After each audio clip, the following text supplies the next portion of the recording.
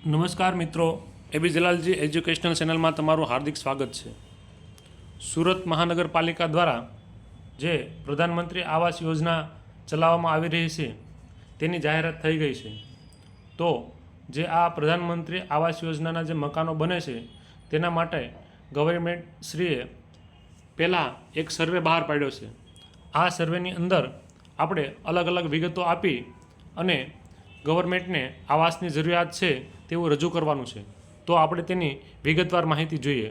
સુરત મહાનગરપાલિકા પ્રધાનમંત્રી આવાસ યોજના શહેરી 2.0 આથી સુરત મહાનગરપાલિકા હદ વિસ્તારમાં રહેતા તમામ શહેરીજનોને જણાવવાનું કે પ્રધાનમંત્રી આવાસ યોજના શહેરી 2.0 PMAY યુ 2.0 અંતર્ગત નવા આવાસ માટેની ઓનલાઈન ડિમાન્ડ સર્વેની સેવાઓ શરૂ થઈ છે। એટલે કે જે આવાસ બનવાના છે તે કઈ જગ્યા પર બનાવવા, કેટલા લોકોને આવશ્યકતા છે તે જાણવા માટે ગવર્મેન્ટ શ્રી દ્વારા સર્વે એક રજૂ કરવામાં આવ્યો છે। પ્રધાનમંત્રી આવાસ યોજના શહેરી 2.0 અંતર્ગત આવાસ યોજનાનો લાભ લેવા માગતા અરજદાર તેમની પાત્રતા અને આવાસની જરૂરિયાતને આધારે યોગ્ય હાઉસિંગ વિકલ્પ પસંદ કરીને PMAY you 2.0 unified web portal ઉપર ડિમાન્ડ ફોર્મ ભરી સર્વેમાં નોંધણી કરાવી શકે છે।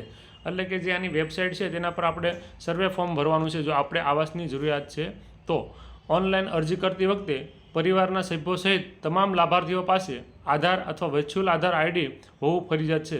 એટલે કે આપણી પાસે એક આધાર કાર્ડ હોવું જરૂરી છે। જો આધાર કાર્ડ આપણી પાસે હાર્ડ કોપી ના હોય તો આપણી પાસે ડિજિટલ કોપીમાં હોવું જરૂરી છે। ડિમાન્ડ સર્વેમાં નોંધણી કરવા માટે વેબસાઇટ અહીંયા આપવામાં આવી છે કે આ વેબસાઇટ ઉપર જઈ અને આપણે તે ડિમાન્ડ સર્વે આપણે ભરવાનો છે।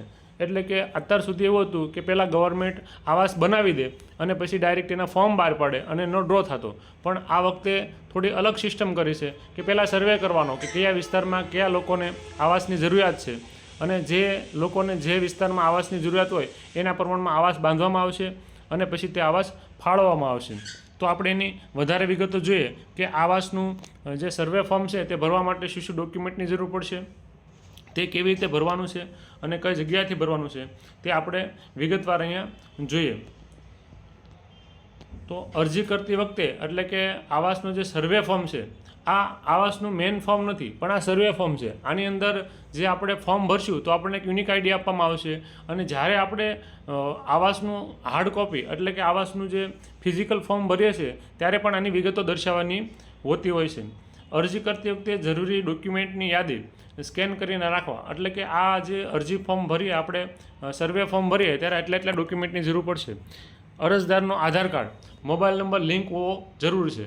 એટલે કે અરજદાર જે અરજી ફોર્મ ભરે છે, જે આ સર્વે ફોર્મ ભરે છે તેનું આધાર કાર્ડ હોવું જોઈએ અને તેની અંદર મોબાઈલ નંબર લિંક હોવો જોઈએ। એટલે કે આધાર કાર્ડની અંદર મોબાઈલ નંબર આપેલો હોવો જોઈએ।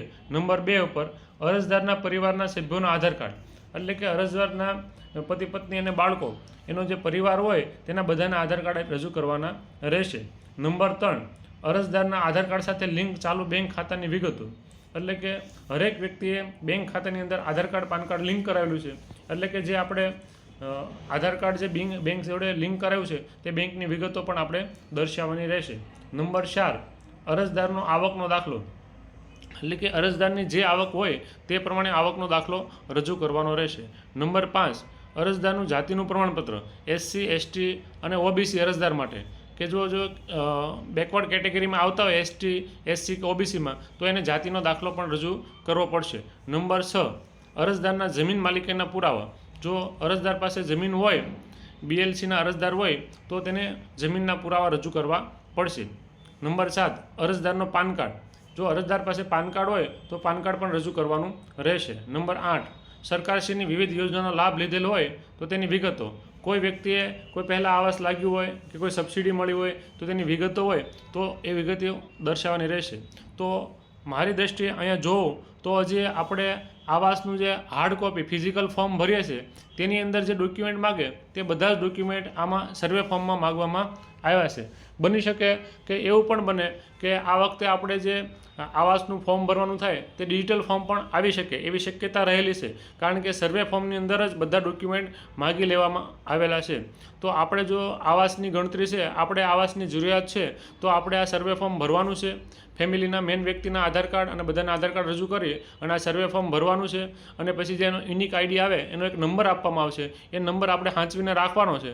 જ્યારે આવાસના ફોર્મ શોર્ટ ટાઈમની અંદર બહાર પડવાના છે તો ત્યારે તે ફોર્મ ભરતી વખતે એ નંબર આપણે નાખવાનો રહેશે. તો આપણે જોઈએ કે સર્વે ફોર્મ આપણે કઈ રીતે અને ક્યાંથી ભરવું. તો ડિમાન્ડ સર્વેના નોંધણી કરવા માટેની વેબસાઇટ, અહીંયા વેબસાઇટ આપવામાં આવેલી છે, PMAYની વેબસાઇટ આપવામાં આવી છે. એ વેબસાઇટ પરથી આપણે લોગિન કરી અને આવાસનું ફોર્મ આવાસનું સર્વે ફોર્મ આપણે ભરી શકશું. અને એ ઉપરાંત અહીં સ્કેનર કોડ આપવામાં આવ્યો છે. આ જે સ્કેન કોડ છે તેને સ્કેન કરી અને આપણે તેની વેબસાઇટ પર જઈ શકીએ છીએ. જો આ તમને માહિતી ઉપયોગી લાગી હોય તો તમારા સગા સંબંધી અને જે લોકોને આવાસની જરૂરિયાત છે તેના સુધી ફોરવર્ડ કરી અને સેવાકીય પ્રવૃત્તિમાં ભાગીદાર બનજો. જય હિન્દ, જય ભારત.